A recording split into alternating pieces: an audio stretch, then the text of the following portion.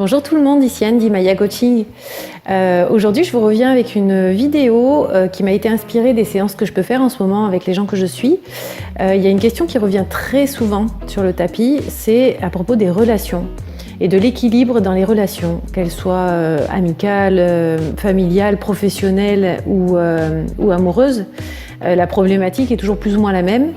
C'est la question est-ce que je peux équilibrer mes relations? Comment je peux me sentir épanouie dans une relation?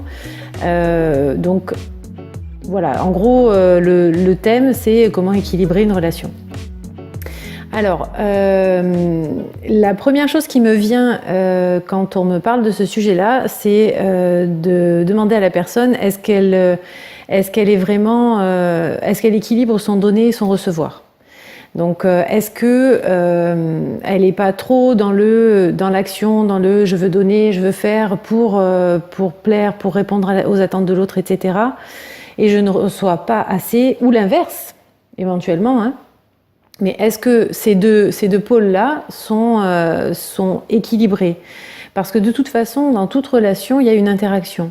Cette interaction, si elle n'est pas réciproque, ça ne fonctionne pas ou peu.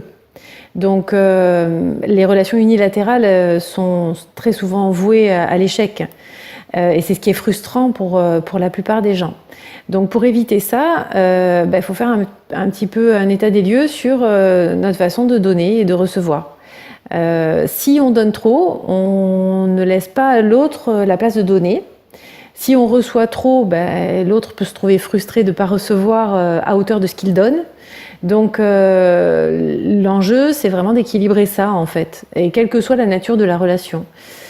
Donc ça peut être déjà un très bon point à explorer.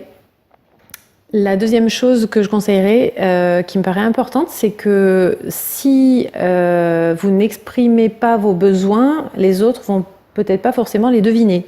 Donc c'est important quand on veut avoir des relations équilibrées avec les gens de s'exprimer sur ses besoins, sur ses attentes, sur ses envies. Je pense que c'est ce qui permet de garder des relations saines avec les gens. C'est ce qui permet aussi de régler les choses au long cours et de pas attendre que ça se dégrade ou d'avoir cumulé du ressentiment par rapport à des situations qui pourraient être désamorcées très rapidement, simplement si on apprenait à dire ce qu'on veut, en fait, tout simplement. Donc, je vous invite à exprimer vos attentes et à laisser les personnes en face de vous en faire de même. Et c'est ce qui permettra d'équilibrer vos relations aussi. Et puis, la troisième chose, c'est aussi de savoir faire le tri dans vos relations.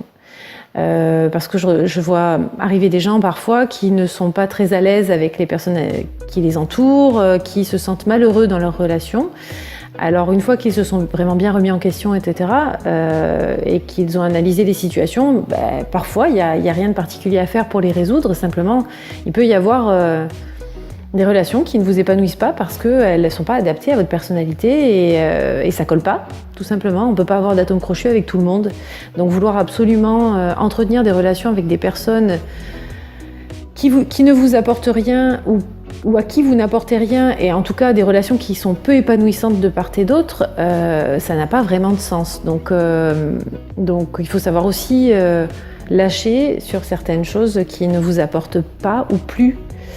Voilà, ça c'était mes petits conseils du jour là-dessus. Donc écoutez, j'espère que ça pourra en éclairer certains.